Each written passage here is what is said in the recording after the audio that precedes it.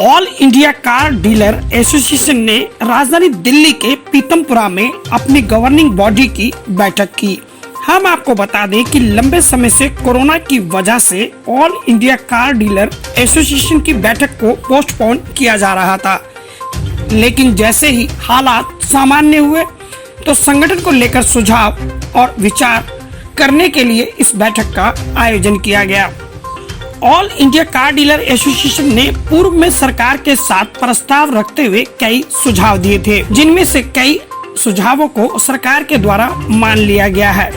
राष्ट्रीय अध्यक्ष JS Noel ने बताया कि 15 साल के बाद भी वाहनों को चलाने की अनुमति देकर सरकार ने उनकी मांग को मान लिया है। इससे उनके क्षेत्र में व्यवसाय बढ़ेगा, साथ ही लोगों को नया रोजगार मिलेगा।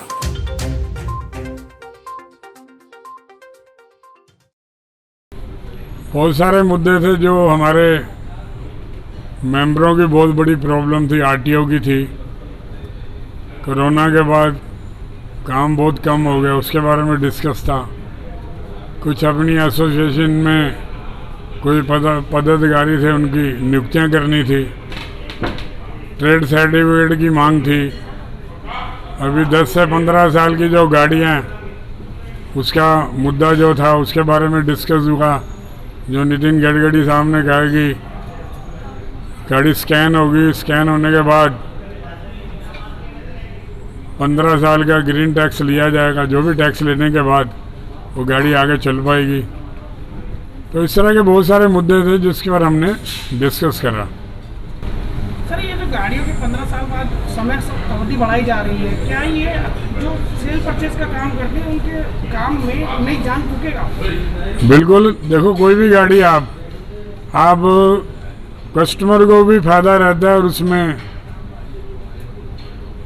जो भी 10 साल बाद अगर आपने गाड़ी की वैल्यू ख़त्म हो जाती है, स्क्रैप होती है, अगर वो गाड़ी रोड पे चलती है ग्रीन टैक्स देने के बाद, तो हमारे लोगों का भी काम बढ़ता है। जो छोटा व्यवसाय करने वाले लोग हैं, कम बजट वाले, उनके पास भी ये काम बढ़ने की बात आपने जो पूछी है, मैंने बताइए कि वो काम बढ़ेगा उनका।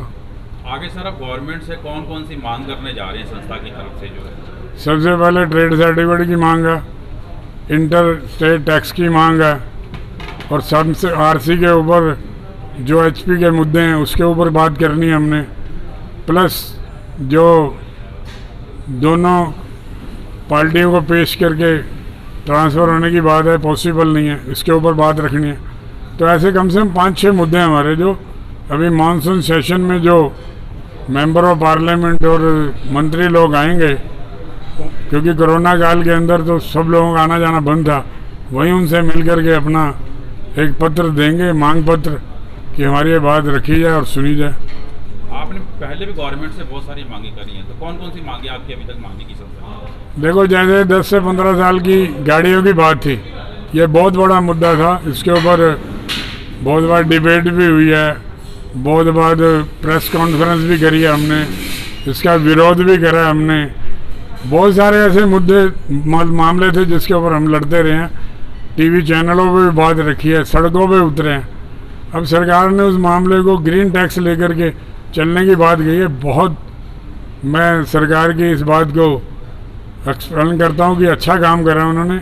उसके लिए पूरे देश के लोगों को, हमारे ट्रेड के लोगों को और आम जनता को फायदा मिलेगा। सालाना बैठक हुआ करती थी, वो इस साल कब देखने को मिल सकती है? देखो, हम कोशिश करते हैं कि कोरोना काल ख़त्म हो जाए, दिसंबर में ना करके वो हम जनवरी में करें, क्योंकि शादियों के सीजन में नहीं हो पाती क्योंकि लोग बिजी होते हैं। तो जनवरी के आसपास हम कोशिश करेंगे कि जो हमारे पूरे भारतवर्ष से जो हमारे सेल परचेज का व्यापार करने वाले लोग हैं वो आएँ, अपनी अपनी मांग रखते हैं, एक दूसरे से मिलते हैं, व्यवसाय बढ़ता है। बैठक के बाद all India car dealer association ने अपने सभी साथियों से संगठन के लिए सुझाव और भविष्य की रणनीति तैयार की।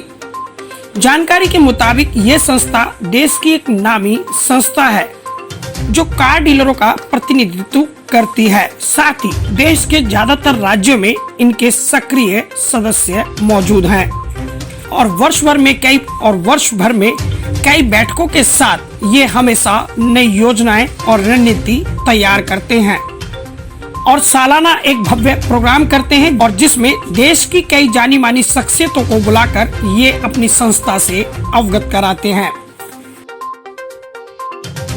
नई दिल्ली से न्यूज फोल्डर ब्यूरो रिपोर्ट।